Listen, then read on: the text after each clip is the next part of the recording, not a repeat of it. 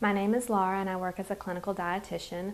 Basically, in a day-to-day environment, I create a list of patients that I'm going to see based on a number of triggers that may be lab values or their dietary intake or whether or not they need some sort of dietary education. I do a lot of face-to-face visits with patients where I might educate them on cardiac diet or low sodium, or we might be talking about diabetes or gluten-free even diets. I also work in the ICU, which is the intensive care unit, where I do a lot of tube feeds, which is where we feed patients through their nose into their stomach because they're unable to eat in the normal manner, or we even feed them with a product called TPN, which is where we feed them into their veins in their arms or into their neck, also because they can't eat orally. I would say we work about 8 hours a day, 8 to 9 hours a day, depending on the patient care load, and about 40 hours a week.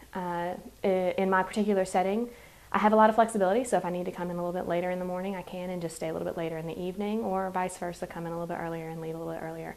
So it could work well for people who have children or who have a number of different interests or want to work different jobs.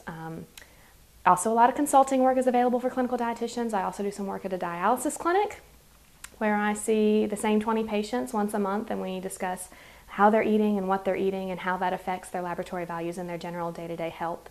And I kind of help them choose foods that would be more appropriate for their clinical condition. The stress level is pretty moderate. I wouldn't say that I ever feel like there's an emergent dietary requirement, but every now and then it can get a little bit heated if you're having a confrontation with a physician or with a nurse about what you think would be the best course of action for the patient. Okay, when I'm consulted on a patient, there's kind of a list of activities that I have to do before I can actually visit the patient. First, I'll need to check their charts and read up on their medical history and make sure that I'm aware of any conditions that may be affecting their nutritional status. I'll also read up on what other ancillary groups are doing. That might include physical therapists or respiratory therapists. I usually touch base with the nurse because we are working in a clinical environment and the majority of our patients are elderly, so they may or may not be able to communicate with us the way a normal person on the street would be able to. So I'll communicate with the nurse and make sure that the patient is appropriate for a visit. Then I'll go into the room and discuss with the patient if they're having any problems with the menu, if they're having any problems with their diet, do they have any questions, maybe we need to adjust their menu or the texture of their food so it makes it easier for them to eat, and provide any education at that time if they have any questions. Okay, to become a clinical dietitian, you're going to need to get a bachelor's in science and nutrition dietetics from an American Dietetic Association approved university or college. They do have some online ones available, but the majority of students go to an actual in-place college, a brick building. The course load is very scientific. You're going to be taking a lot of biologies, anatomy, physiology, chemistry courses, so if any of those are kind of daunting, muscle on through if you're really into nutrition, because they are very important in what we do in our clinical environment. You might also be required to do an internship if you want to actually get your registered dietitian's license. You can just get your bachelor's of nutrition and you can work at different facilities like WIC, which is Women, Infants, and Children, which is a government program, and work as a counselor in nutrition there, and you might be able to do some other dietary things with just a nutrition degree. However, if you want to be a registered dietitian and work in a clinical setting, you're going to need a license, which means that you'll have to go through the internship, which are provided again by numerous colleges. They are an added expense. They range in price from $5,000 to $10,000, and they last anywhere from 6 months to 2 years. The 2-year internships, you also receive a master's in them at the end. Doesn't have a big financial benefit in the job market, but it could be an interesting facet, particularly if you want to go into research or into the university world where you want to be a professor.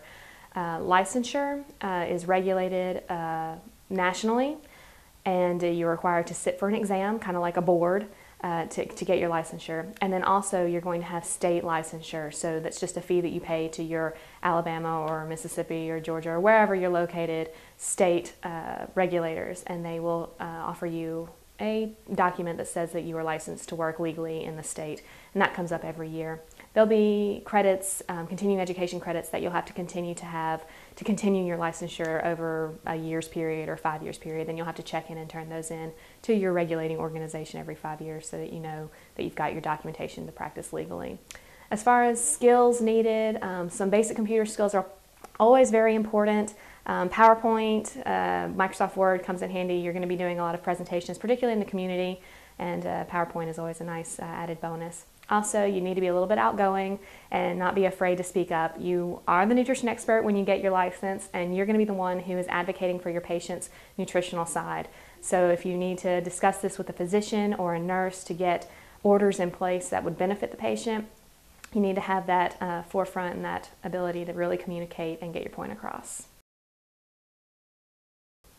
Okay, the best parts of my job are that I get to interact with people every day. I get to interact with nurses and physicians, and you're always learning new things from them because they have a completely different skill set. Also, I get to interact with the patients. That one-on-one time, you really feel like you get to impact the patient's life. You might be providing them with tools that they need to make sure that they're managing their clinical disease as well as they can from a nutrition standpoint. I also really like doing all of the PowerPoint presentations and the community work, so I enjoy health fairs and I enjoy going out into the community and sharing samples and good nutrition and basic general health with the regular community. There are some worst parts to my job, and those would probably be that I don't have a whole lot of authority within the clinical setting, so I have to get it through a physician or through a nurse in order for it to actually take effect with the patient. So it requires a good amount of communication and really sticking to my guns and making sure that I'm following up to make sure that the order's been put into place. Other than that, I really don't feel like there's anything negative about the job. Okay, if you're thinking about going into clinical dietetics, make sure you're science focused. When you're taking classes in your college degrees, you really want to make sure you're paying attention to all of your nutrition classes. All of that information is going to be crucial to you in the clinical setting, particularly classes called medical nutrition therapy. Memorize all of those facts, know all of those labs, know of all of those conditions because you're going to be dealing with it on a daily basis. Also, if you're not sure that nutrition is the route you want to go, call up a hospital and see if you can't shadow a dietitian around for a day and see what they actually do in a day-to-day environment. They're usually pretty willing to have someone come on. They like students, we like interns, so we'll be happy to host you. Also, make sure that you're ready for a commitment. You do have that internship that follows the degree, so you're going to be in it for 5 years before you're ready to work, so make sure you have the time and ability to get through those years. If you're going into college, you also want to make sure that you're not just focused on your classwork, as important as that is, and you really do need to maintain a good GPA and make sure you know all the information. You want to make sure you're getting leadership roles, research positions, you're heading up clubs and organizations, you're getting a lot of outside experience. It's going to make you way more competitive in the internship environment because the internships are incredibly competitive. There are not enough slots in the nation to enlist all of the students who actually graduate every year with a nutrition dietetics degree, and if you only have those classes behind you, even if you have a 4.0, you may not be as competitive as someone else who has a lot of work experience or research experience going on behind them as well. So make sure you're really focused on a whole broad picture and making yourself a very well-rounded student.